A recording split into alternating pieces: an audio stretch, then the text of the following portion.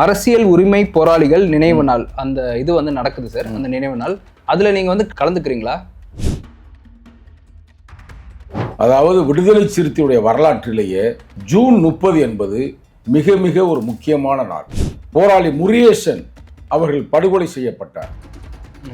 முருகேசனோட சேர்ந்து 6-7 பேர் படுகொலை செய்யப்பட்டார்கள். அப்ப 1992ல அம்மாசி வேலு அப்படின்னு ஒரு பெரிய படுகொலை நடந்துச்சு. இதெல்லாம் இன்ற இளைஞர்களுக்கு தெரியாதமா, அவங்க சொல்ல வேண்டிய பொறுப்பு இருக்கு. நீ கேட்ட கேள்வியை வைத்து அந்த வரலாறை நான் சொல்லுகிறேன். தலித்து மக்களும் தலித்து இளைஞர்களும் எடுக்கிறாங்க. அப்பா அவங்களுக்கு கோவம் வருது. நிலத்தை வந்து நீ குத்தகைக்கு எடுக்கிற அளவுக்கு நீங்க பெரிய ஆள் ஆயிட்டீங்களா, அவ்வளவு பெரிய ஆளா அப்படின்னு அம்மாசி வேலை வந்து தலையை வெட்டிடுறாங்க. கடைசியில் பார்த்தா அது யாரா செஞ்சிருக்கான்னு பார்த்தா அது வந்து என்னோட பள்ளியில் படித்த நண்பர்கள், அவங்களே அந்த குற்றவாளியா வர்றாங்க. அப்போ நம்ம யோசிப்போம், நம்ம படிக்கிற காலத்துலாம் சாதி வெறி இல்லாமல் நல்ல பயலாக இருந்தாங்க, இது எப்படி இவங்களை அப்படி உருவாக்குது அப்படின்னு எனக்கு ஒரு பெரிய தாக்கத்தை உருவாக்குது. ஏன்னா நம்ம கல்லூரியில் படிக்கும்போது சாதி இல்லை, பள்ளியில் படிக்கும்போது சாதி இல்லை, ஆனால் சமுதாயத்தில் வரும்பொழுது எல்லாம் ஒற்றுமையாக இருந்தவங்களே ஒருத்தனை வெட்டிக்கிறாங்க. 1994 ஆகஸ்ட் மாதம் 8ஆம் தேதி ஏறக்குறைய ஒரு 100 போலீஸ் ஆயுதத்தோட என் ஆஃபீஸை ரவுண்ட் அப் பண்ணுறாங்க. நான் இப்போ வீனஸ் கன்ஸ்ட்ரக்ஷன் வச்சிருக்கிறேன். ஏன் ரவுண்ட் அப் பண்ணா எப்படிலாம் இப்போ இருக்கிற அரசியல்வாதிகள் தெரிஞ்சுக்கிறேன். அவர் போய் டாக்டர் கலைஞர் மு கருணாநிதியை பார்க்கிறாரு. ஐயா, நான் ஊராட்சி மன்றத்தில் வெற்றி பெற்றுட்டேன், எனக்கு வந்து சாதி வெறியர்கள் என்னை மிரட்டுறாங்க. அந்த சாதி வெறியர்கள் யாருன்னா திமுக காரங்க மிரட்டுறாங்க, என்னை கொலை செய்யறாங்க, எனக்கு போலீஸ் தாங்கி ஒரு பாதுகாப்பு எனக்கு போடுங்க அப்படின்றாங்க. பார்ப்போம் அவர் எப்படி போடுவாரு. இன்னும் கேவலமான செய்தி நல்லா எழுதி வச்சு நோட் பண்ணுங்கிறீங்க. அந்த மேலாவளவுல செத்து போன தலித்துகளை தூக்கி போறதுக்கு சுடுகாட்டுக்கு பாதை இல்லை. அதுக்கான எவ்வளவோ போராடிட்டோம். எங்க தலைவர் வந்து கலெக்டர்கிட்டையும் பேசிட்டாரு, அப்ப அந்த காலத்துல இருந்த அமைச்சர்கிட்டையும் பேசிட்டாரு, கோர்ட்டுக்கும் போயிட்டோம். இப்பயாவது விஜய் அவர்கள் இன்று முதல்வராக இருக்கிறாரு, நீங்க தயவு செய்து நான் அந்த டாக்குமெண்ட்ஸ் உங்களுக்கு நான் கொடுக்குறேன், அவங்களுக்கு அந்த பாதைகளை உருவாக்கி கொடுங்க. ஓகே சார், இப்போ இந்த 3 மாசம் உங்களை இடைநீக்கம் பண்ணிருக்காங்களா, இதோட நிலவரம் இப்போ என்ன சார் இருக்கு? திருப்பி உங்களை கட்சியில எப்போ சேர்ப்பாங்க சார்? உங்க தலைவர் வந்து இந்த பேராசிரியர் பணி நியமனத்தை பத்தி ஒரு அறிக்கை கொடுத்திருக்காரு சார், அதை பத்தி கொஞ்சம் சொல்லுங்க. கல்லூரி உதவி பேராசிரியர்கள் பணி நியமன தேர்வு முறைகேடுகள் குறித்து உரிய விசாரணை நடத்திட வேண்டும். தமிழ்நாடு அரசுக்கு, யார் விஜய் ஆட்சி அரசுக்கு விடுதலை சிறுத்தை கட்சிகள் வேண்டுகோள் விடுக்கிறது. இப்ப ரிசல்ட் இப்ப வருதுன்னா இப்ப வந்து இந்த அதிகாரிகள் காரணமா, இல்ல டிசம்பர்ல எக்ஸாம் நடந்திருக்கு, அப்ப அந்த காலகட்டத்திலுமே காரணமா?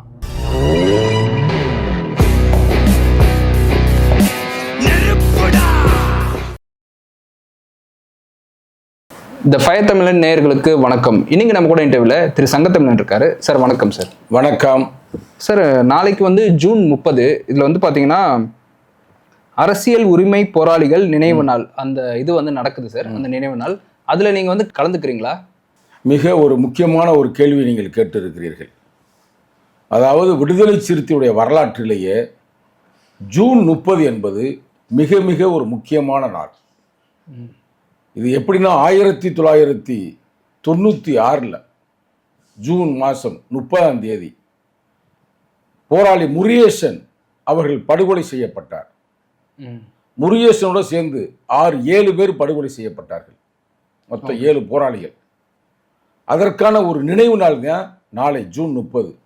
அது மதுரை மாவட்டம் மேலூரில் இருக்கின்ற மேலாவளவில் விடுதலை களத்தில் வந்து அந்த நிகழ்வு ஆண்டுதோறும் நடைபெறும். அந்த நிகழ்வில் நான் ஒருவேளை வெளிநாட்டில் இல்லாமல் தமிழ்நாட்டில் இருந்தேன்னா நான் அந்த நிகழ்வில் கட்டாயம் கலந்து கொள்வேன். எழுச்சி தமிழ் அவர்களும் தொடர்ந்து கலந்து கொள்வார்.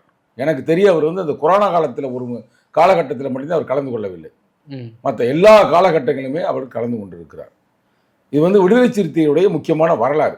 ஏன் வரலாறுனா கேட்டுக்கிறீங்க, விடுதலை சிறுத்தைகள் 90களில் தான் மதுரை மாவட்டத்தில் வளர்ந்து வந்துச்சு. அப்போ 1992ல் அம்மாசி வேலு அப்படின்னு ஒரு பெரிய படுகொலை நடந்துச்சு. இதெல்லாம் இன்ற இளைஞர்களுக்கு தெரியாதமா, அவங்க சொல்ல வேண்டிய பொறுப்பு இருக்கு. நீ கேட்ட கேள்வியை வைத்து அந்த வரலாறை நான் சொல்லுகிறேன். 1992 என்ன ஆகி போச்சுன்னா, இந்த நிலத்தை வந்து குத்தகை எடுப்பாங்க பார்த்தீங்களா, கோயில் நிலத்தை. அப்போ வந்து அந்த நிலத்தை வந்து என்னைக்குமே வந்து எப்பொழுதுமே எல்லா ஊர்லையுமே மேல் சாதிக்காரர்கள் தான் எடுப்பார்கள், ஆதிக்கவாதிகள் தான் இருப்பார்கள், சாதி வெறியர்கள் தான் எடுப்பார்கள். அந்த வகையில் அப்படி எடுத்துக்கொண்டிருக்கிற அந்த காலகட்டத்தில் தலித்து மக்களும் தலித்து இளைஞர்களும் எடுக்கிறாங்க. அப்போ அவங்களுக்கு கோபம் வருது. ஏண்டா நிலத்தை வந்து நீ குத்தகைக்கு எடுக்கிற அளவுக்கு நீங்க பெரிய ஆள் ஆகிட்டீங்களா, அவ்வளவு பெரிய ஆளா அப்படின்னு அம்மாசி வேலை வந்து தலையை வெட்டிடுறாங்க. அதே எனக்கே எனது வாழ்க்கையில் அரசியல் என்னை பாதித்த ஒரு தருணம் அந்த தருணம் தான். நான் 1991 பிஇ முடிக்கிறேன். RVS college of engineering BE முடிச்சுட்டு நான் ஊரில் வந்து சும்மா ஒரு வருஷம் தானே அப்படியே பாயோட சேர்ந்துட்டு ஃப்ரெண்டுகளோட சேர்ந்து சுற்றி திரியும் போது ஒரு டீ கடையில் டீ குடிச்சுக்கிட்டு இருக்கும் போது திடீர்னு இப்படி ஒரு கொலை நடந்து விட்டது அப்படின்னு சொல்லுவேன். யோசித்து பாருங்க எப்படி இருக்கு மனது. அது சாதிய கொலை, அப்படியே ஒரு பதட்டம் ஆயிடுது. அப்போ நான் சிந்திக்கிறேன், ஏன்னா நம்மோட சேர்ந்து எல்லா சாதி மக்களும் தான் பழகுறாங்க, நம்ம மாணவர்களா இளைஞராக இருக்கிறாங்க. ஆனால் இது எப்படி நடக்குது? கிராமங்கள், நான் இருக்கிறது மேலூர் சிட்டி, கஸ்தூரிபாய் நகர், நான் வாழ்கிற இடம். ஆனால் இது நடந்த இடம் வந்து மேலாவளவு, மேலூர்லேருந்து இந்த ஒரு 5 கிலோமீட்டர் இருக்குன்னு வச்சுங்களேன். என்னடா அது இப்படி இவ்வளவு சோகமான நிகழ்வு நடந்துருச்சு அப்படின்னு பதட்டம். கடைசியில் பார்த்தா அது யாரா செஞ்சிருக்கான்னு பார்த்தா அது வந்து என்னோட பள்ளியில் படித்த நண்பர்கள், அவங்களே அந்த குற்றவாளியாக வர்றாங்க. ஓகே. அப்போ நம்ம யோசிப்போம், நம்ம படிக்கிற காலத்துலாம் சாதி வெறி இல்லாமல் நல்ல பயலாக இருந்தாங்க, இது எப்படி இவங்களை இப்படி உருவாக்குது அப்படின்னு எனக்கு ஒரு பெரிய தாக்கத்தை உருவாக்குது. ஏன்னா நம்ம கல்லூரியில் படிக்கும்போது சாதி இல்லை, பள்ளியில் படிக்கும்போது சாதி இல்லை. ஆனால் சமுதாயத்தில் வரும்பொழுது எல்லாம் ஒற்றுமையாக இருந்தவங்களே ஒருத்தனை வெட்டிக்கிறாங்கன்றதை விட ஒருத்தர் வெட்டப்படுகிறார்கள். அவங்களும் திருப்பிலாம் அடிக்கிற அளவுக்கு மேலூரும் இல்லை, உண்மையை தானே சொல்லணும். அப்போ இந்த காலகட்டத்தில் தான் எழுச்சி தமிழர் வருகிறார். அவர் அங்கே ஒரு கவர்மெண்ட்ல வேலை பார்க்குறார். என்ன அப்படி நடக்குதுன்னா அவர் வந்து ஒரு புரட்சியாக பேசி அதை எப்படி இது பண்ணணும்னு போராட்டங்கள்லாம் மேற்கொள்கிறார். அப்புறம் 92க்கு பிறகு நான் 93, 94 எல்லாம் வந்து நான் அங்கே தான் இருக்கிறேன். எங்கள் மதுரை மாவட்டம் மேலூரில் வந்து அருள்மிகு கள்ளழகர் பாலிடெக்னிக்கில் நான் ப்ரொஃபஸராக வேலை பார்க்குறேன். சும்மா அசிஸ்டன்ட் ப்ரொஃபஸராக பிஏ தான் முடிச்சிருக்கிறோம். அவள் அப்படி இருக்கும் பொழுது அந்த சாதி வெறியர்கள் எல்லாம் நான் பார்த்து பேசுவேன். ஏன்டா அப்படிலாம் பண்ணுறீங்க, எல்லாம் தப்பு இல்லையா அப்படின்னும் போது, ஆமாம் நாங்கள் தெரியாமல் செஞ்சுட்டோம். சில பேர் நாங்களே இது செய்யலைன்னு சொன்னாங்க என்கிட்ட, சும்மா வேறங்க என் பேரை போட்டேன். சில பேர் செய்தவர்களுக்கும் தெரிஞ்சிச்சு, நாங்கள் அப்படிலாம் செய்ய மாட்டோம் அப்படின்னாங்க. இனிமேல் நீ அப்படிலாம் செய்யாதீங்க, அதெல்லாம் தவறு, பாவம் ஏழைகளை வந்து நீங்கள் வந்து இது பண்ணக்கூடாது சாதி பேரை சொல்லி. நாளைக்கு உங்களை விட உங்களை வழியை வந்து உங்களை பிராமணன் இது பண்ணால் நீங்கள் என்ன பண்ணுவீங்க? பிராமணே கொல்ல மாட்டேன், ஆனால் நம்மளை அடிமைப்படுத்துவான்ல, அதில் அப்படிலாம் போகக்கூடாது அப்படின்ற மாதிரி கருத்துக்களை உருவாக்குறதான் பழைய வரலாற்று உண்மைகள். அதான் இன்னைக்கு இருக்கிற கட்சியில் இருக்கிற எவனுக்கு தெரியாது. இன்னும் உங்களுக்கு ஒரு உண்மையை சொல்கிறேன். 1994 ஆகஸ்ட் மாதம் 8ஆம் தேதி ஏறக்குறைய ஒரு 100 போலீஸ் ஆயுதத்தோட என் ஆஃபீஸை ரவுண்ட் அப் பண்ணுறாங்க. நான் இப்போ வீனஸ் கன்ஸ்ட்ரக்ஷன் வச்சிருக்கிறேன். ஏன் ரவுண்ட் அப் பண்ணாங்க இப்படிலாம் இப்போ இருக்கிற அரசியல்வாதிகள் கொஞ்சம் தெரிஞ்சுக்கிறேங்க. நானே சொன்னோம்னா நல்லா இருக்காது. நான் வருஷத்தோடு சொல்கிறேன். 1994 ஆகஸ்ட் மாதம் 8ஆம் தேதி ஏறக்குறைய 100 போலீஸுங்க. எங்க மதுரையிலையா சார்? மதுரை மாவட்டம் மேலூர்ல. ஓகே. அதெல்லாம் இப்போ செய்தியா வந்துச்சு. ஆயுதம் தாங்கி வந்து ரவுண்ட் அப் பண்றாங்க. நம்ம அதெல்லாம் மீறி வரும்பொழுதுங்க அப்புறம் வீட்டில் எங்கள் அப்பாவுடைய இதில் வந்து இப்படிலாம் வந்து பொது பிரச்சனை வரும்போது சிக்கலாகி போயிடும், தலையிடாத, ஆனால் வெளிநாட்டுக்கு போ அப்படின்ட்டு நான் 95 ஜனவரி மாதம் துபாய் போயிடுறேன். இதே நம்ம வரலாறு ரைட்டா. இது வந்து எவ்வளவுக்கு பாதிச்சிருக்குன்னு பாருங்க அந்த 92வது அந்த மர்டர். அடுத்து நான் போன பிறகு ஏறக்குறைய 97, 96, 97 இல்லைதான் இந்த விஷயம் நடக்குது.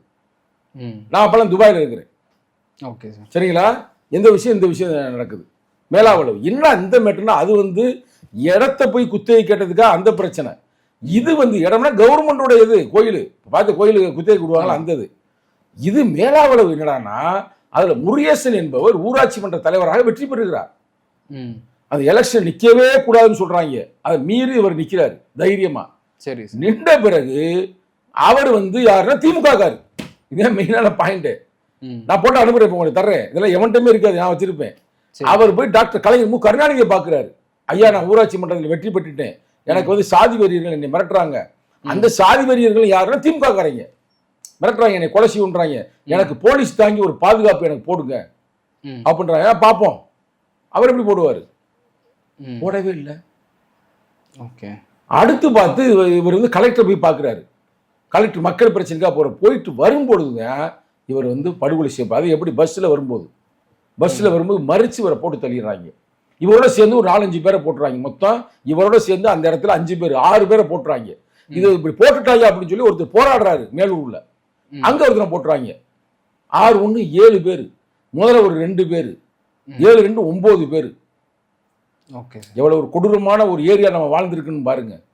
இன்னைக்கு அப்படிப்பட்ட ஏரியாவுக்கு அந்த விடுதலை களத்திற்கு நம்ம அவங்களுக்கும் தனிப்பட்ட முறையில் அந்த முருகேசனுடைய மனைவிக்கே வந்து நம்ம சில உதவியெல்லாம் செய்திருக்கிறோம். இப்போ ஒரு வாரத்துக்கு முன்னாடி கூட என்கிட்ட பேசினாங்க. அவனோட தம்பி கூட நல்ல தம்பி, போராளி தான். அவருடைய மருமகன் ஒரு போராளி. அவங்க நம்மகிட்ட தொடர்பில் தான் இருக்கிறாங்க. தொடர்ந்து நம்ம வந்து அந்த மக்களோட தொடர்பில் இருக்கிறோம். இன்னும் கேவலமான செய்தி நல்லா எழுதி வச்சு நோட் பண்ணுங்கிறீங்க. அந்த மேலாவளவில் செத்து போன தலித்துகளை தூக்கி போறதுக்கு சுடுகாட்டுக்கு பாதை இல்லை. ஏன்னா ஏன் அரசியல் இதுதானே ரொம்ப பாதிப்பு உருவாக்கி இருக்குது. நான் துபாயிலேருந்து 2020 ரிட்டர்ன் ஆகி வர்றேன், இப்போ ஒரு கொரோனாவுக்கு பிறகு. அப்போ ஒரு நாள் அந்த மேலாவளவு தோழர்கள்லாம் வந்து எனக்கு சொல்கிறாங்க, அண்ணே நீங்கள் தலைவருக்கு நெருக்கமான ஆள், அண்ணன்ட்ட போய் சொல்லுங்கள், என்னங்கப்பா பிரச்சனை, எங்களுக்கு செத்து போனால் எங்களுக்கு தூக்கிட்டு போகிறது கூட பாதை இல்லைப்பா, சுடுகாட்டு பாதைன்றாங்க. என்னங்க அப்படி சொல்கிறீங்க, நம்பவே முடியலை ஜனநாயக நாட்டில் அப்படின்னு பார்த்தா அது உண்மையாக இருக்குது. தலைவருக்கு ஃபோன் பண்ணி நம்ம பேசுகிறோம், தலைவர் சொல்கிறார் அப்படிலாம் இருக்கிறதுக்கு வாய்ப்பு இல்லை, நல்லா செக் பண்ணுப்பான்றாரு. திருப்பி செக் பண்ணுறான். அப்போ கூட ஒரு கட்சி முக்கியமான தலைவர் இப்போ இல்லை, செத்து போயிட்டார். அவர் போய் தலைவர் சொல்கிறார் அப்படிலாம் இல்லை, சங்கத்தை தெரியாது, அவர் துபாயில் வந்துட்டு அவருக்கு என்ன தெரியும், அதெல்லாம் ஒன்றும் அதெல்லாம் எந்த பிரச்சனையும் இல்லைன்றாரு. அப்புறம் தான் போய் செக் பண்ணி தலைவரே வந்து நேரடியாக செக் பண்ணுறாரு.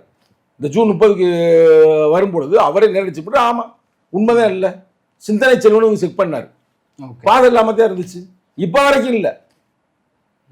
அதுக்கான எவ்வளவோ போராடிட்டோம். எங்கள் தலைவர் வந்து கலெக்டர்கிட்டையும் பேசிட்டாரு, அப்போ அந்த காலத்துல இருந்த அமைச்சர்கிட்டையும் பேசிட்டாரு, கோர்ட்டுக்கும் போயிட்டோம். கோர்ட்லையும் போய் கோர்ட்டும் தீர்ப்பு கொடுத்துருச்சு, இவங்களுக்கு நல்ல ஒரு பாதையை உருவாக்குங்கன்னு. இதுதான் நாட்டோட லட்சணம், இதுதான் தமிழ்நாட்டு லட்சணம்.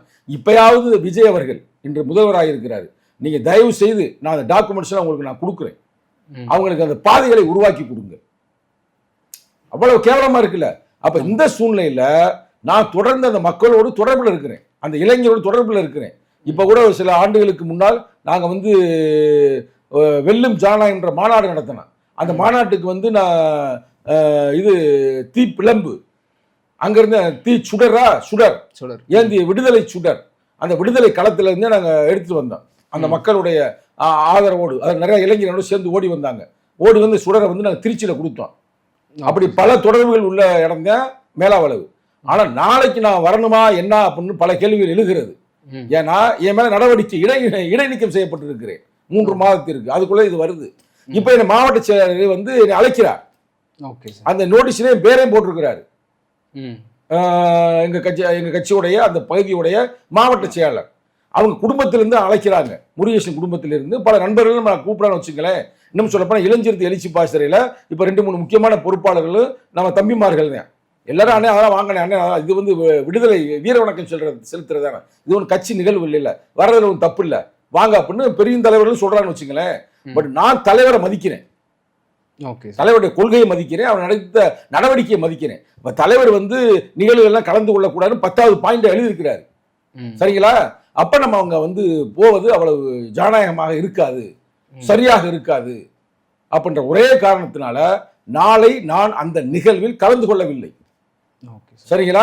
ஆனாலும் கூட அதற்கான வீர வணக்கத்தை நம்ம எங்கேயுமே செலுத்தோம், அங்கதான் போய் ஸ்பாட்ல போய் செலுத்தணும்ன்றது இல்லை. அந்த கட்சியோட நடவடிக்கை இன்னும் முடியல.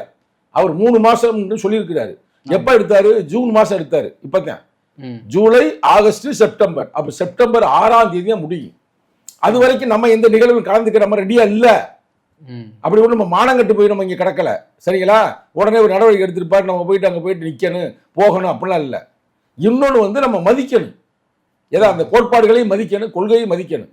அதனால் நம்ம வந்து கலந்து கொள்ளவில்லை. அதனால் நம்ம தெளிவாக அந்த நேரத்தில் விடுதலை சிறுத்தையுடைய இளைஞர்களுக்கு, அங்கே இருக்கிற நம்ம சொந்த பந்தங்களுக்கு, அங்கே இருக்கிற போராளிகளுக்கு நான் இந்த நேரத்தில் ஃபயர் தொலைக்காட்சியின் மூலமாக சொல்லுவது என்னவென்றால், நான் நாளை கலந்து கொள்ளவில்லை.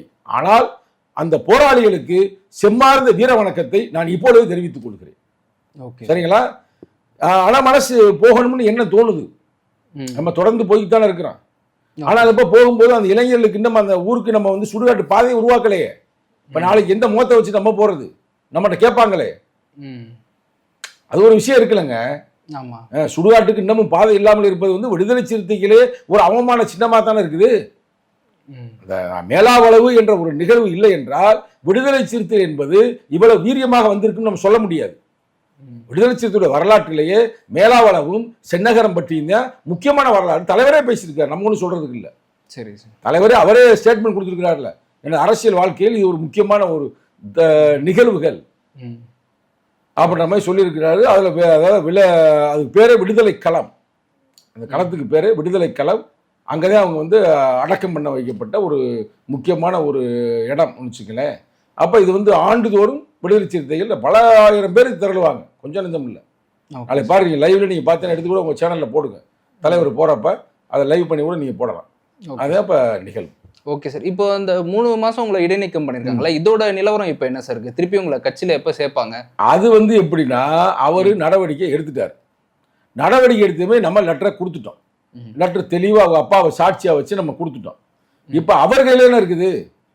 சேர்த்து கொள்ளுவது சேர்த்து கொள்ளாது அவர் கை. அவர் கட்சியுடைய ஒரு தலைவர், சரிங்களா? இப்போ அதில் நமக்கு என்ன செய்தி கிடைத்திருக்கிறது என்றால், இது வந்து இடைநீக்கம் செய்யப்பட்டதுக்கு அவரா இவரா அதுவா இதுவா எதுவுமே இல்லை, ஒரே ஒருத்தர் தான். அவர் யாருன்னு இப்போ நான் பேர் சொல்ல விரும்பல, நான் சொல்லும்போது எல்லாருக்கும் தெரியும், ஒரே ஒரு ஆளு தான். Okay sir. ஆனால் ஆனூர் ஷானவாஸ் அவர் இல்லை. இன்னொரு ஆள். அப்போ யாருன்றது அவங்களுக்கு தெரியும். அது சொல்லும் போது நான் நிறைய பேர் அப்படியே ஆனூர் ஷானவாஸுக்கு உங்களுக்கும் பிரச்சனை அப்படின்றாங்க. அவர் அப்பறதே சொன்னேன், அவர் தம்பி நமக்கு எந்த பிரச்சனையுமே இல்லை. இப்போ கூட வந்து எவிடன்ஸ் கதிர் அவர்களுடைய தலைமையில் சாதி ஆணவ படுகொலை தடுப்பதற்கான சிறப்பு சட்டத்தை உருவாக்க வேண்டும் என்று பாட்ஷா பாயை சந்திச்சார், நீதிபதி பாட்ஷா, BN பாட்ஷா அவர்களை. அப்போ கூட அவர் சந்திக்கும் போது கூட அவர் சில விஷயங்கள் நம்ம சொல்லியிருக்கிறாரு. அப்போ அவர் இல்லை, இன்னொருத்தர். அப்போ தலைவர் வந்து நல்லா டிஸ்கஸ் பண்ணிட்டு என்ன ஏதுன்னு பார்த்துட்டு என்ன காரணம், எது காரணம், எதற்காக வந்திருக்கு அப்படின்னா அவருக்கு டைம் வேணும்ல. நம்ம அதெல்லாம் உடனே எங்களை வந்து இடைநீக்கத்தை சரி பண்ணுங்க அப்படின்னு நம்ம சொல்ல முடியாது. நம்ம அவசரத்துக்கு உடனே இப்போ நம்ம சேர்ந்துட்டு என்ன புரட்சியாக வெடிக்க போகுது, இல்லை புரட்சி பண்ண போகிறோமா? இத்தனை வருஷம் இருந்து ஒன்றும் பண்ணல, இது அதனால இப்போ நடக்க போகுது. அதில் ஒரு பெரிய விஷயங்கள்லாம் இல்லை, சரிங்களா? இப்போ என்ன அதில் நம்ம ஒரு நிகழ்வுகளை கலந்து கொள்ள முடியலை. இந்த காலகட்டத்திலே முக்கியமான நிகழ்வு வருது. இப்போ வந்து அடுத்து வந்து என்னன்னா விருது வழங்கும் விழா. அந்த விருது வழங்கும் விழாவிற்கு நம்ம வந்து இப்போ கலந்து கொள்ள முடியாது. அந்த விருது வழங்கும் விழாவுக்கு தொடர்ந்து முதல் விருது வழங்கும் விழாவுக்கு நம்ம செய்யலை. அதுக்கு அடுத்தபடியாக அதற்கான நிதி உதவிகளை சங்கத்தமிழே வழங்கியிருக்கிறேன் தொடர்ந்து. இப்போ கடந்த லாஸ்ட் ஒரு 2 வருஷத்துக்கு வழங்கவில்லை, தொடர்ந்து நம்ம தான் வழங்கியிருக்கிறோம். இன்னைக்கு பல பேர் வழங்க வரலாம், ஆனால் இன்னைக்கு அந்த நிகழ்வுக்கு நம்ம போக முடியாது. அதுக்குள்ள ஒரு நடவடிக்கை வந்து சரி அது செய்ய வாய்ப்பு இல்லை. 5ஆம் தேதி நெருங்கிருச்சுல. அதே மாதிரி இவருடைய பிறந்த நாள் வருது ஆகஸ்ட் 17, தமிழ் தேசிய எழுச்சி நாடு அப்படின்னு இவர் கொண்டாடுறாரு. தாயகம் தேசியம் தன்னாட்சி வெல்வோம், அதுவே தமிழர் இறையாண்மை உலகுக்கு சொல்வோம்னு தமிழ் தேசிய எழுச்சி மாநாடு. அப்ப தமிழ் தேசிய எழுச்சி மாநாடுல நம்ம கலந்துக்கிட முடியாது இருக்கு, சரிங்களா? அந்த மாநாட்டுக்கும் தமிழ் தேசிய எழுச்சி மாநாட்டுக்காக தமிழர் இறையாண்மை மாட்டுக்காக அந்த காலத்துல நம்ம என்னென்ன செஞ்சோம்ன்றது வரலாறு எல்லாருக்குமே தெரியும், தலைவருக்கும் தெரியும். அதற்காக நம்ம ஒரு கேசட்டே வெளியிட்டோம். அந்த காலகட்டத்தில் டாக்டர் கலைஞர் மு கருணாநிதி இந்த நிகழ்வுல கலந்து கொண்டார். அதெல்லாம் போய் பேசி பயன் இல்லை, நாங்கள் அதை செஞ்சு இதை செஞ்சோம்ன்றாலும் அப்படிலாம் நம்ம எந்த எதிர்பார்ப்பும் இல்லாமல் கட்சிக்காக இந்த மக்களுக்காக நம்ம செயல்பட்டோம், கரெக்டாக? இப்போ அதுலேயும் கலந்துக்க முடியாது. இப்போ இதெல்லாம் வந்து நம்ம எதிராளிகள் வெளியில் இருப்பாங்கன்னு பார்த்தா கட்சிக்குள்ளேயே ஒரு சில பேர் செஞ்சு மகிழ்ச்சியாக இருப்பாங்க. பரவாயில்ல, வேற மேலாவளவுக்கு நம்ம வரவிடாமல் செய்து விட்டோம், விருது வழங்கும் விழாவிற்கு வரவிடாமல் செய்து விட்டோம். அதே மாதிரி நம்ம வந்து அவருடைய பிறந்த நாளுக்கு எழுச்சி தமிழ் நாங்கள் வந்து இப்போ தலைவர் தொண்டன்றவர் அண்ணன் தம்பி உறவு இருக்கு, சரிங்களா? நினைச்சா நான் போயிடுவேன் பிரதர், ஒன்றும் பிரச்சனை இல்லை. நம்மளை தடுக்கிறதுக்கு யாரு என்ன பிறக்கல, தடுக்கிறதுக்கு ஆளும் இல்லை. நான் தான் ஓப்பனாக டிக்ளரேஷன் பண்றேன்ல. நினைச்சோம்னா இப்போ கூட போகலாம், நீ நைட்டே பரப்பிட்டு நாளை போய் நம்மளே நிகழ்ச்சி நடத்தலாம், அங்கே யாரும் நம்ம ஒன்றும் சொல்ல முடியாது. ஆனாலும் கூட தலைமையை நம்ம மதிக்கணும்ல, தலைமை ஒன்று முடிவு பண்ணிருக்குல்ல, சரியா இல்லையா? இப்போ நாளைக்கு நம்ம போறோம், யார் தடுப்பா? யாரும் தடுக்க மாட்டாங்க, யாரும் ஒன்றும் சொல்ல முடியாது. இல்லை நம்ம அண்ணன் தம்பியை நம்ம தோழர்கள் நம்ம வரணும் தானே அவங்க காத்திருக்கிறாங்க தம்பிமார்கள். ஆனா 1-2 பேர் இருக்கிறாங்க, அவங்களே மூலம் வரமாட்டாங்க, அது வேற பிரச்சனை. அதை பத்தி இப்ப பேசி பயன் இல்லை, ரைட்டா? அதனால வந்து எல்லாத்தையும் பிரபஞ்ச சக்தி பார்த்துக்கிட்டு தான் இருக்குது. இன்னைக்கு பாருங்க, நம்ம ரோட்ல வந்து மக்கள் போராடினாங்க ஒரு காலத்துல, யாரு நம்ம துப்புரவு தொழிலாளர்கள். அன்னைக்கு அவங்க அடிச்சு வண்டியில ஏத்துனாங்க. யாரு ஏத்துறது? திமுக அரசாங்கம், ரைட்டா? இன்னைக்கு வந்து அதே மேயர் அந்த அம்மாவை ஏத்துறாங்க. அத வண்டி ஒரு நாள் ஓடத்துல போகும், ஓடம் ஒரு நாள் வண்டியில போகும்ன்றது இதுதான் எடுத்துக்காட்டு. இதுக்கு மேல நம்ம விளக்கம் கொடுக்க தேவையில்லை. எதுவும் எப்பொழுதும் நடக்கலாம் மனித வாழ்க்கையில. ஆனால் நம்ம அறம் சார்ந்து, நீதி சார்ந்து, உண்மை சார்ந்து இருந்தாதான் உலகத்துல வந்து ஒரு நல்ல ஒரு வெற்றியை அடைய முடியும் என்பதை மட்டும் இந்த தருணத்தில் சொல்லிக்கொண்டு, அந்த போராளிகளுக்கு 6-7 போராளிகளுக்கு செம்மார்ந்த வீர வணக்கத்தை நான் தெரிவித்துக் கொள்கிறேன். Okay sir. இப்போ கொஞ்ச நாள் முன்னாடி உங்க கட்சியில் இருக்கக்கூடிய அமைப்பு செயலாளர் நீலச்சந்திரகுமாரை பேட்டி எடுத்தேன். அப்போ அவர் என்ன சொன்னார்னா, தலைவர் வந்து சங்கத்தமிழன கட்சியை விட்டு நீக்கணும்னா 6 மாசம் வந்து இடைநீக்கம் பண்ணியிருப்பாரு. ஆனா இப்போ வந்து 3 மாசம் தான் இடைநீக்கம் பண்ணியிருக்காரு. அப்போ வந்து அவர் கட்சியிலேருந்து நீக்க மாட்டாருன்னு சொல்லியிருந்தாரு சார். அதை நீங்க எப்படி பாக்குறீங்க? அது உண்மைதான். இது வந்து எப்படின்னா ஒரு தட்டுறது ஒரு தம்பிகளை இவனா ஒழுங்கா இருப்பா ரொம்ப பேசுறப்ப அளவுக்கு மீறி அப்படின்ற மாதிரி நம்மளை சரி செய்வது. தண்டனை என்பதே வந்து தண்டனை என்பது ஒருத்தனை வந்து அமுக்கி அழிப்பதல்ல. தண்டனை என்பது அவரை திருத்துவது. இது தலைவரே சொல்லியிருக்கிறாரு. ஒருத்தர் சில பேருக்கு நம்ம வந்து 3 மாசம் 6 மாசம்னு நடவடிக்கையை நம்ம எடுப்போம். இன்னும் சில பேருக்கு நம்ம அரசியல்படுத்துவோம், கருத்துக்களை சொல்லிக் கொடுப்போம். சரிங்களா? இப்ப இது வந்து எப்படின்னா நம்ம வந்து ஒரு அவரை சரி செய்கிறோம் அப்படின்னு என்னை அவர் சரி செய்கிறார், என்னை அரசியல்படுத்துகிறார், என்னை நெறிப்படுத்துகிறார் என்றுதான் நான் எண்ணுகிறேன். தவிர இது வந்து நான் வந்து அவங்க மேல கூட காழ்ப்புணர்ச்சியால இல்லை, ஐயோ நம்மளை தலைவர்கிட்ட போட்டு கொடுத்து இதுமாதிரி பண்ணிட்டாங்க கொண்டாங்க. இல்லை இல்லை, அது ஒரு காலம் வரும், மாறும் காலங்கள் காலப்படியாவா போகுது. சரி, இந்த நிகழ்வை நான் பேச விரும்பல. இந்த நிகழ்வுக்குள்ள என் பக்கத்து நீதி இருக்கிறது என்பதை கட்சியில் இருக்கிற அனைத்து தொண்டனும் உணர்கிறார்கள். 2ஆம் கட்ட தலைவர்களும் ஏறக்குறைய 85 விழுக்காடுகள் உணர்கிறார்கள். மன்னிக்கணும், ஏறக்குறைய 95 விழுக்காடுகள். சரி சார். 1-2 பேர் தான், அது எல்லா கட்சியிலும் எப்பயுமே இருக்கு. எல்லாரையும் நீங்க சாட்டிஸ்ஃபை பண்ண முடியாது உலகத்துல. மார்க்ஸ் அதான சொல்றாரு, நீ எல்லாரையும் நீ திருப்திப்படுத்த வேண்டும் என்று எண்ணினால் நீ எதுவுமே செய்ய முடியாது. உனக்கு வந்து சில எதிரிகள் இருந்தா தான் நீ சரியான பாதையில போய்கிட்டு இருக்கேன்னு அர்த்தம். எதிரியே எனக்கு இல்லப்பா அப்படின்னா அப்ப எங்கேயோ காம்ப்ரமைஸ் ஆகி எதையோ வந்து நீ வந்து போறேன்னு அர்த்தம். அதனால எனக்கு மகிழ்ச்சி தான், ஒன்றும் நடவடிக்கை எடுத்ததுல வந்து எனக்கு ஒன்றும் வருத்தம் இல்லை. என்ன ஒரே ஒரு வருத்தம், இந்த முக்கியமான 3 நிகழ்வுகளில் நாம் கலந்து கொள்ள முடியவில்லையே, எழுச்சி தமிழர்களுக்கு ஒரு உண்மையான தம்பியாக நம்ம இயங்க முடியவில்லையே அப்படின்னு ஒரு வருத்தம் இருக்குது. அவ்வளவுதான். இப்போ விசிகா வந்து திமுக கூட்டணியில வந்து இல்ல, இப்போ தாவேக்காவுக்கு வந்து நீங்க வந்து ஒரு ஆதரவு கொடுத்துருக்கீங்க, ஆனா அவங்க கூட்டணியிலும் இன்னும் நீங்க சேரல. இந்த கூட்டணி திமுகவை விட்டு இந்த கூட்டணியில சேர்றதுக்கான வாய்ப்பு இருக்கா, இல்ல தனிச்சையா தான் இருப்பீங்களா? சார், இதை வந்து நான் இப்போதைக்கு சொல்ல முடியாது சார். நானே நீக்கத்தில் இருக்கிறேன். கரெக்டா? நான் இதுக்கு ஒரு கருத்தை சொல்லி அது சிக்கல்ல வந்துடக்கூடாது. ஆனா இப்ப எல்லா நியூஸ்லயும் போய்கிட்டு இருக்கு. என்ன போய்கிட்டு இருக்குன்னா, எழுச்சி தமிழர் அவர்கள் விடுதலை சிறுத்தைகள் கட்சி இனிமேல் திமுகவில் தொடர வாய்ப்பில்லை, அவர்கள் டிவிகேயில் சேரப்போகிறார்கள், தலைவர் அறிவிக்க போகிறார் அப்படின்னு இப்ப எல்லா நியூஸ்லயும் பாரு. இப்போ நியூஸ் 18 ஓடிக்கிட்டு இருக்கு. சரிங்களா? ஏன்னா நேற்று வந்து ஆதவ் அர்ஜுனா அவர்களும் அமைச்சர் ஆதவ் அர்ஜுனா அவர்களும் புஷி ஆனந்த் அமைச்சர் அவர்களும் சந்தித்து இருக்கிறார்கள். இந்த தலைவரை சந்திச்சு என்ன பேசியிருக்கிறாங்க, நீங்க வந்து 1ஆம் தேதி நடைபெற இருக்கின்ற தோழமைகளுடைய கூட்டணி கட்சியுடைய ஒரு கூட்டம் நடக்கிறது, அதில் நீங்க கலந்து கொள்ளுங்கள் அப்படின்னு இருக்காங்க. அப்ப இது என்ன அர்த்தம்னா, எல்லா கூட்டணி கட்சி தலைவர்கள் எல்லாம் ஒன்று சேர போறாங்க. அதான் ஒரு அர்த்தம். அப்ப அதுல பாத்தீங்கன்னா காங்கிரஸ் ஆல்ரெடி போயிருச்சு, கம்யூனிஸ்ட் போயிருச்சு, 2 கம்யூனிஸ்ட் சொல்லிட்டு அறிவிச்சுட்டாங்க. அப்புறம் அது மட்டுமல்லாமல் இஸ்லாமிய அமைப்பு அன்னைக்கே போயிருச்சு. அது மட்டுமல்லாமல் இப்ப வைகோன்னு வந்துட்டார். எதையும் சொல்லிட்டாரு அவரு. சரிங்களா? இப்ப நாங்க தான் பேலன்ஸ். ஏன்னா எங்களை தான் வந்து திமுக காரங்க கடுமையா தாக்குறாங்க. ஏன்னா நாங்க அமைச்சர் ஆயிட்டோம்ல, அது அவங்களால தாங்க முடியல. நீங்களாம் அமைச்சர் ஆயிட்டாங்கடா அப்படின்னு சம்பந்தம் இல்லாம சோபா அப்படி இப்படின்னு கதையெல்லாம் பல கதையெல்லாம் பேசியிருக்காங்க. அது ஒரு அரசியல் நாகரிகம் அல்ல. அதனால எங்க தலைவர் எதையும் ஒரு சிஸ்டமேட்டிக்கா முறையா எடுக்க வேண்டும் என்பதற்காக அவர் காத்திருக்கிறார் அப்படின்றதே அப்ப செய்தி வருகிறது. ஆனால் நிச்சயமாக அதிவிரைவில் அவர் அறிவிப்பார். என்ன அறிவிப்பார், நம்ம வந்து என்ன கட்சி, டிவிகே கட்சிக்கு நம்ம வந்து கூட்டணிக்கு போறோம் அப்படின்ற மாதிரி அது சிறப்பாக இருக்கும். இதைத்தான் சங்கத்தமிழ் சொல்லிக்கிருந்தேன். சங்கத்தமிழ் நேற்று ஒரு பேச்சு, இன்னைக்கு ஒரு பேச்சு, நாளைக்கு ஒரு பேச்சு பேசக்கூடிய ஆள் அல்ல. ஏன்னா நான் உண்மையான அம்பேத்கரிஸ்ட், உண்மையான திருமாவின் தம்பி. ஆரம்பத்திலிருந்தே சொன்னேன், இந்த திமுக கூட்டணியில் இருந்தோம்னா நம்ம மக்களுக்கு எந்த வகையான பலனும் கிடைக்காதுன்னு. ஏன்னா இப்போ இடைநீக்கம் செய்ததில் கூட அதில் 3வது பாயிண்ட் அத்தனை இருக்கிறாரு, திராவிட முன்னேற்ற கழக கூட்டணி தொடர்ந்து அவர் எதிர்த்து பேசி வந்தார். கரெக்ட், நடவடிக்கை எடுத்த பத்தி எனக்கு கவலை இல்லை. ஆனா இன்னைக்கு இப்ப அங்கேயே அவங்க தான் போக வேண்டிய சூழ்நிலைக்கு வருது. காலம் வந்து எப்படி கொண்டு வருது பாருங்க. திமுகவோட கூட்டணியில் இருந்தா கூட ஓகே, ஆனா எங்க வர்றான், திருப்பி இங்க தானே வர்றான். அப்ப நான் உண்மையிலேயே தலைவருடைய மனச்சாட்சியாத்தான் நான் பேசியிருக்கிறேன்.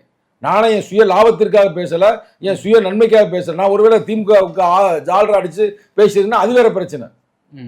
நம்ம அப்படி பேசணும், நம்ம நீதியின் பக்கம் என்று பேசணும். ஏன்னா ஒடுக்கப்பட்ட மக்களுக்கான எந்த வகையான ஒரு தீர்வும் கிடைக்கவில்லை. வேங்க வயலாக இருக்கட்டும், மேல்பாதியாக இருக்கட்டும், இல்லை ஆம்ஸ்டாங் கொலை வழக்காக இருக்கட்டும், இல்லை தம்பி சின்னத்துறையை வந்து படிச்சான்றக்க வாயை வெட்டு நிகழ்வாக இருக்கட்டும், இல்லை நல்லா புல்லட் ஓட்டினா பண்ணுறதுக்காக சொந்த புல்லட் ஓட்டினான்ற கையை வெட்டியதாக இருக்கட்டும், இல்லை நல்ல கபடி விளையாண்டான்றதுக்காக விரலை வெட்டியதாக இருக்கட்டும், இல்லை தொழிலாளர்கள் யாரு தூய்மை தொழிலாளர்கள் போராடினார்கள், அவங்களுக்கு வந்து உங்களுக்கு எந்த வேணும் தீர்வு வழங்காமல் இருந்ததற்காக நம்ம எதிர்த்து நம்ம போராடினோம். இப்படி பல நிகழ்வுகளுக்கு நேர்மையாக நின்று நம்ம பேசணும், யூடியூப்ல தொடர்ந்து பேசணும்.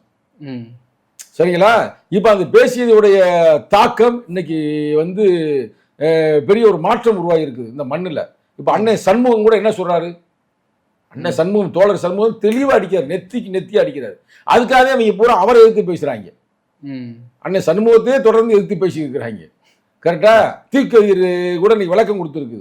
ஆனா அவங்க புக்கில் வந்து அவரை எதிர்த்து பேசுறாங்க. அவர் பெரிய மாபெரும் போராளி. நாங்க எந்த கூட்டணி இருக்குன்றது நாங்க தான் முடிவு பண்ணோம், எங்களுக்கு யாரும் எஜமான் இல்லை அப்படின்னு ஓப்பனா பேசினாரு. திமுக கூட்டணி உடைந்து விட்டதுனாரு. அந்த வெறுப்புல அவங்க பேசி இருக்கிறாங்க. அதனால நீங்க ஒன்றும் கவலைப்பட தேவையில்லை. தலைவர் அதி விரைவில் அறிவிப்பார், முறையாக அறிவிப்பார். சார், உங்க தலைவர் வந்து இந்த பேராசிரியர் பணி நியமனத்தை பத்தி ஒரு அறிக்கை கொடுத்துருக்காரு சார், அதை பத்தி கொஞ்சம் சொல்லுங்க சார். அந்த அறிக்கையை வந்து ரொம்ப மோசமான அறிக்கை சார். எங்கள் தலைவர் கொடுத்துருக்காரு. போன திமுக அரசாங்கம் திராவிட முன்னேற்ற கழக ஆட்சியாளர்கள் இப்போ சொன்னல அடிக்க வந்தேன்ல, இப்போ இதே அதை சேர்த்துக்கிறீங்க. கரெக்டா? என்ன பண்ணியிருக்காங்கன்னா எக்ஸாம் வச்சிருக்கிறாங்க உதவி பேராசிரியர்களுக்கு. அந்த உதவி பேராசிரியர்களுக்கு வச்ச எக்ஸாமே ஒரு சீட்டியா இருந்திருக்குது. கல்லூரி உதவி பேராசிரியர்கள் பணி நியமன தேர்வு முறைகேடுகள் குறித்து உரிய விசாரணை நடத்திட வேண்டும். தமிழ்நாடு அரசுக்கு, யார் விஜய் ஆட்சி அரசுக்கு விடுதலை சிறுத்தை கட்சிகள் வேண்டுகோள் விடுக்கிறது. இது என்னன்னா, அரசு கலைக்கல்லூரி அறிவியல், இந்த கலைக்கல்லூரியில் வந்து ஒரு 2208 உதவி பேராசிரியர் பணியிடங்கள் இருக்கு பிரதர். அதுக்காக வந்து ஆசிரியர் தேர்வு வாரியம் வந்து ஒரு எக்ஸாம் வந்து எப்ப நடத்துதுன்னா 2025 டிசம்பர் மாசம் 27 நடத்திருக்குது. அந்த எக்ஸாமுடைய முடிவு எப்ப வந்துச்சுன்னா இப்பதே வந்துச்சு. இந்த 2026 ஜூன் மாசம் 25 வந்துச்சு. இப்போ ரிசல்ட் வந்துருச்சு. இந்த ரிசல்ட்டுடைய முடிவுகளை நீங்க பார்த்தீங்கன்னா ஃபுல்லா முறைகேடாக இருக்கிறது.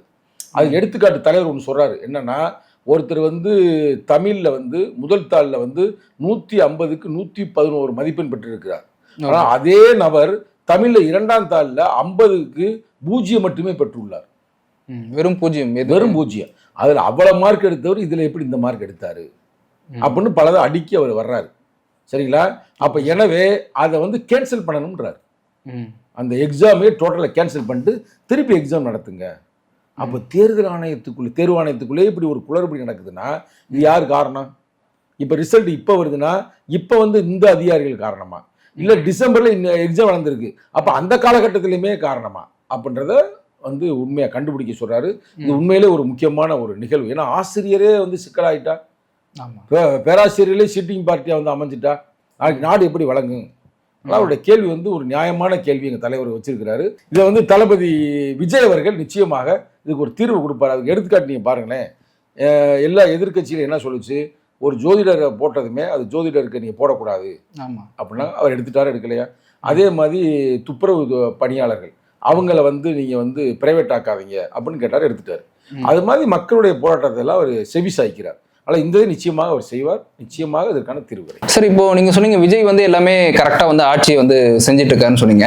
ஆனா அவர் மேல இப்போ ஒரு சர்ச்சை இருந்திருக்கு. என்னன்னா, அவர் வந்து அவரோட ஜனநாயகன் படத்துக்கான ப்ரொடியூசருக்கு வந்து இப்போ அரசாங்கத்துல ஒரு பதவி வந்து கொடுத்துருக்காரு. அது வந்து விமர்சனமாவே போயிட்டு இருக்கு. இதை நீங்க எப்படி பாக்குறீங்க சார்? சார், விஜய் கரெக்டா செஞ்சிருக்காரு சார். சும்மா குண்டக மண்டகம்லாம் செய்யல. இவங்க அப்படி உருவாக்குறாங்க திட்டமிட்டு. சும்மா அந்த பிரச்சனை இந்த பிரச்சனைமே சொல்றாங்க. என்னன்னா, ஜனநாயகன் ஒரு படம் எடுத்தாங்களா? ஆமா சார். பெரிய படமா? பட்ஜெட் 500 கோடிக்கு மேல உள்ள பட்ஜெட் உள்ள படம் தானே. அந்த படம் வந்துருச்சா? இன்னும் வரல. அந்த படத்தை ரிலீஸ் பண்ணி விட்ட உடனே திமுக காரங்க அது ஒரு பிரச்சனை ஓடிக்கிட்டு இருக்கு. அப்ப அந்த படத்துடைய தயாரிப்பாளருக்கு எவ்வளவு பெரிய நட்டமா இருக்கும்? நட்டம் இருக்குமா இருக்காதா? படமே வெளியே வரலங்க.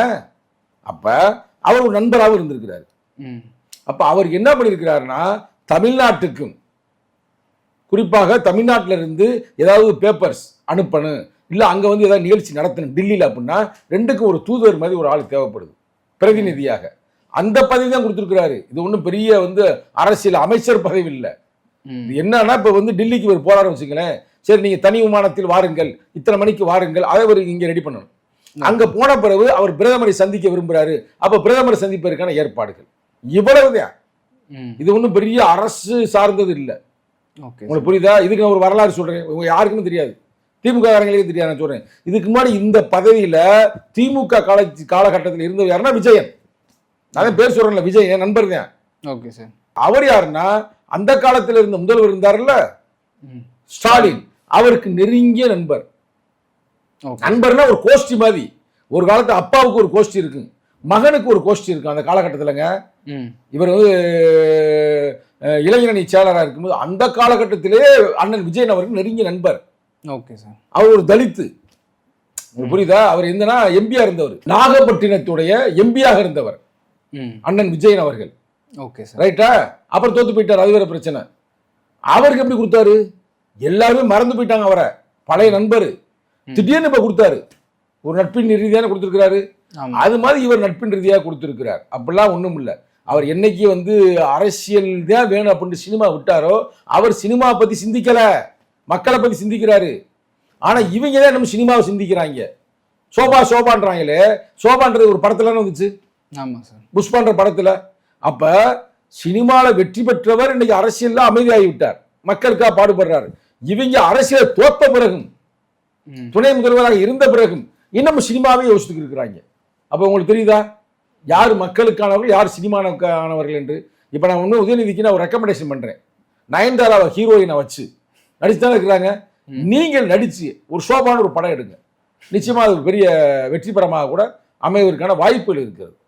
அதனால தேவையில்லாத வேலைகளை பேசாம மக்களுக்கான வேலைகளை செய்ய வேண்டும்.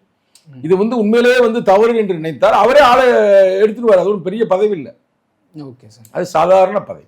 அடுத்ததாக ஒரு கேள்வி என்னன்னு பார்த்தீங்கன்னா, தாவேகா அமைச்சர் சரத் அவர்கள் வந்து பார்த்தீங்கன்னா ஒரு 2 வருஷத்துக்கு முன்னாடி கிரிக்கெட் ஸ்டேடியமில் வந்து ஒரு ஃபோன் மேலே ஒரு பவுடர் போட்டு இது பண்ணுற மாதிரியான ஒரு காட்சி வந்து வெளியாயிருக்கு சார். அது வந்து திமுக வந்து என்ன சொல்கிறாங்கன்னா, அவர் வந்து போதைப் பொருள் தான் பயன்படுத்தியிருக்காரு அப்படின்னு சொல்லிட்டு அவர் மேலே நடவடிக்கை எடுக்கணும்னு சொல்லிட்டு தான் போராட்டம் பண்ணிட்டு இருக்காங்க. ஸோ இதை பற்றி உங்களோட கருத்து என்ன சார்? இதை நம்ம ஓப்பனாக பேசுவோம் சார். அவர் அமைச்சர் சரத், அவர் பேரு சரத், சரக்கு இல்லை சரத். சரத் வந்து 2 வருஷத்துக்கு முன்னாடி செஞ்சிருக்கிறார் அப்படின்னு சொல்றாங்க. ஆனா அவர் என்ன சொல்றாரு? இல்ல, என் குழந்தைக்கு நான் மாத்திரை கொடுப்பதற்காக தான் நான் செஞ்சேன், போட்டா வந்து நான் பக்கத்தில் இருக்கிற நண்பர்களை வச்சு எடுக்க விட்டேன் அப்படின்ற மாதிரி அவர் ஸ்டேட்மெண்ட் கொடுக்குறாருன்னு வச்சுக்கங்களேன். நம்ம அதுக்கு போல அப்ப 2 வருஷத்துக்கு முன்னாடி இப்படி ஒன்று நடந்திருக்குன்னா போதையை வந்து அப்ப எந்த ஆட்சியில இருந்திருக்கு போதை? திமுக ஆட்சியில். அப்ப நீ தானே பொறுப்பு, நீ தானே சப்ளை பண்ணியிருக்கிறீங்க. நம்ம அப்படி ஒரு சந்தேகம் வரும்ல. இப்ப ஒரு அமைச்சரான பிறகு இந்த ஆட்சி வந்ததுக்கு பிறகு இது செஞ்சிருக்கிறாரா? நம்ம அதை பார்க்கணும்ல. ஆனாலும் கூட விஜய் அவர்கள் தெளிவா இப்ப வந்து ஒரு அறிக்கை கொடுத்திருக்கிறாரு. நாங்க இப்ப உளவு அமைப்பின் மூலமாக அதை செக் பண்ண சொல்லியிருக்கிறோம்.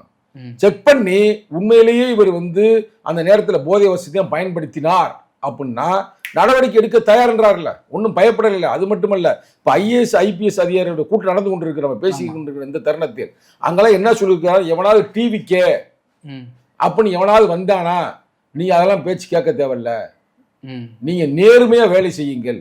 ஐஏஎஸ் அதிகாரிகள் ஐபிஎஸ் அதிகாரிகள் நேர்மையாக வேலை செய்யுங்கள் மக்களுக்காக. இது மாதிரி இது வரைக்கும் வரலாற்றில் யார் பேசியிருக்கிறா? அப்போ சிறப்பு தானே. அவர் உண்மையிலேயே சரத் வந்து போதையை பயன்படுத்தி இருந்தால் உளவு அமைப்பு கண்டுபிடிச்சு அதை சொல்லிடும். அந்த போட்டோ எப்படி எடுக்கப்பட்டது, எந்த காலத்துக்கு எடுக்கப்பட்டது, அவரோட சேர்ந்து யார் யார் இருந்தா அவன் ஈஸியாக கண்டுபிடிச்சிடும். அது ஒன்றும் பெரிய விஷயம் இல்லை. 2 வருஷத்துக்கு முன்னாடி நடந்திருக்குது. அப்புறம் இவ்வளவு நாள் இருந்துட்டு இப்போ எடுத்து அனுப்புறாங்கன்னா, எடுத்து போடுறாங்கன்னா நீங்கள மாதிரி ஆட்கள் எவனா இருப்பாங்களா? அது கரெக்டா விஜய் வந்து இந்த போதைக்கு எதிர்ப்பா மேரத்தான் ஓடினாரு, அப்பதான் இதையும் வந்து எதிர்கட்சி வந்து போட்டிருக்காங்க. இப்ப உதயநிதியை நம்ம விமர்சனம் பண்ண இப்ப தேவையில்லை. அவர் பால்டாயில் வந்து விஷத்தை குடிச்சாரு அப்படின்னு ஒரு காலத்துல ஒரு செய்தி வந்துச்சா இல்லையா? அவர் எதுக்காக குடிச்சாருன்னு ஒரு செய்தி வந்துச்சு. அப்ப அதெல்லாம் வந்து நோண்டுனாங்கன்னா ஏன் குடிச்சாரு, எது குடிச்சாரு, ஏதோ ஒரு நடிகைக்காக குடிச்சாரு அப்படிலாம் சொல்றாங்களே, பல கதைகள் இருக்குல்லங்க. அதெல்லாம் நோண்டி எடுத்தாங்கன்னா அதே நேரத்தில் ஒரு நடிகை வந்து துபாயில் வந்து அவங்கள வந்து இவர் வந்து ஒரு நட்பாக இருக்கிறாரு அப்படின்னு சொல்றாங்க. நான் ஒன்றும் சொல்லலை. அப்போ அந்த காலகட்டத்தில் இருந்த பூரா எடுத்தாங்கன்னா சிக்கல் தானே. நிகழ்காலத்தில் இவர் அமைச்சரான பிறகு என்ன செய்தார்? செஞ்சிருந்தா நடவடிக்கை எடுங்க, அதில் ஒன்றும் மாற்று கருத்தே இல்லை. மனித வாழ்க்கையில் எல்லா வாழ்க்கையும் நம்ம திரும்பி பார்த்தோம்னா பல பிரச்சனைகள் தான். நிகழ்காலத்தில் எப்படி ஒழுக்கம் சார்ந்து இருக்கிறாருன்னு தான் பார்க்கணும். நம்ம சொல்ல போனா ஒரு நடிகை வந்து அது பேர் சுசிலீகா, அந்த அம்மாவை என்னென்ன சொல்லுச்சு நம்மளே பார்த்தோம். இதே உதயநிதியை பத்தி பல பேர் சொல்லிச்சுலங்க. அந்த அம்மா சொல்லு நமக்கு தெரியாதுங்க. நம்மளை பொறுத்த வரைக்கும் அவர் வந்து ஒரு கட்சியோட இளைஞணி செயலர் நம்ம பார்த்தோம். ம். ஆனா அந்த அம்மா என்ன சொல்லிச்சு இவரை பத்தி? மோசமான கருத்தெல்லாம் பதிவு பண்ணிச்சு. அதெல்லாம் இப்ப நம்ம பேச முடியுமா? Okay sir. பேச முடியாதுல்ல. நிகழ்காலத்துல எப்படி இருக்கிறாங்க அதை நீங்க பார்க்கணும். அதனால பொதுமக்களுக்கு எதுவும் பாதிப்பு இருக்குதா, இல்ல இவங்க எதுவும் போதை வஸ்தை வாங்கி விற்கிறாங்களா அமைச்சர்களே? ஆரம்ப காலகட்டத்தில் போதை வஸ்துகள் இங்க வருவதற்கு காரணமே பல அமைச்சர்கள். இன்னைக்கு கூட பல வந்து இது நடத்துறாங்க பாருங்க, அது பேர் என்ன, டாஸ்மார்க், அதுக்கான ஃபேக்டரிலாம் யாரு? அமைச்சர்கள். அப்ப அப்ப அதெல்லாம் சரி பண்ணணும்ல. அப்ப இதெல்லாம் வந்து எப்படின்னா ஒரு காழ்ப்புணர்ச்சி தான். நல்ல ஒரு இளைஞர்கள்லாம் நெறிப்படுத்துறாங்க, போதை வஸ்து தடை செய்ய முயற்சிக்கிறாங்க, டாஸ்மார்க் படிப்படியாக குறைப்பதற்கான முயற்சி எடுக்கிறாங்க அப்படின்ற காழ்ப்புணர்ச்சியில நம்மளால ஜெயிக்க முடியலையே, நம்ம அப்பாவே தோத்து போயிட்டாரு, வேறு வந்து சட்டமன்றத்தில் பயங்கரமா நக்கல் பண்றாரு, இந்த காழ்ப்புணர்ச்சியில அவங்க அந்த வேலையை செய்கிறாரு. Okay sir. விஜய் இன்னொரு விஷயம் சொல்லியிருக்காரு, இந்த கள்ளக்குறிச்சியில கள்ளச்சாராயம் குடிச்சு இறந்த மாதிரி இந்த மாதிரி சம்பவமே நடக்கக்கூடாது அப்படின்னும் சொல்லியிருக்காரு சார். இது எவ்வளவு சிறப்பான ஒரு செய்தி, பாராட்டுக்குரிய செய்தி. இதுதானே மாநாடே நடத்தினா. கள்ளக்குறிச்சியில வந்து கள்ளச்சாராயத்தை குடித்து இறந்து விட்டார்கள் என்றதுக்காக நாங்கள் மாநாடே நடத்தினோம். அந்த மாநாட்டை காலி பண்ணதே திராவிட முன்னேற்ற கழகம். நாங்கள் அழைக்காமலேயே 2 பேரும் அந்த கட்சியக்கார சேர்ந்தவர் வந்தார்கள். நான் அப்ப கூட தான் பேசியிருக்கிறேன், எதிர்த்து திமுகவை. அதை ஒண்ணுமில்லாம ஆக்கி விட்டாங்கல்ல. நாங்கள் எதிர்த்து நடத்தினதே இது திமுக எதிர்த்து நடத்தினோம். அந்த காலகட்டத்தில் இன்றைய அமைச்சர் ஆது எங்கூட இருந்தார். சிறப்பான மாநாடு, நம்மளால் அதில் கலந்து கொண்டோம், சிறப்பாக பணியாற்றினோம். அப்ப இதுக்கு எல்லாத்துக்குமே காரணம் திராவிட முன்னேற்ற கழகம் தாங்க. போதை வஸ்துக்கு திராவிட முன்னேற்ற கழகம் காரணம். இன்னைக்கு சினிமா சீரழிஞ்சு போனது காரணம் திராவிட முன்னேற்ற கழகம். தலித்துகளுக்கு எதிர்ப்பாக வேலை பார்ப்பது திராவிட முன்னேற்ற கழகம். இஸ்லாமியர்களுக்கு எதிர்ப்பாக செயல்படுவது திராவிட முன்னேற்ற கழகம் திமுக. அதே நேரத்தில் பாலியல் குற்றங்கள் அதிகமாக அந்த காலகட்டத்தில் இருந்ததுக்கு திமுக தான் காரணம். யாரும் மறுக்க முடியாது. இன்னைக்கு அது அழித்தொழிக்கப்பட்டிருக்கிறது. அதை தாங்க முடியாம இவங்க பிரச்சனை வளர்க்குறாங்க. Okay sir. உங்க நேரத்துக்கும் கருத்துக்கும் நன்றி சார். நன்றி, வணக்கம்.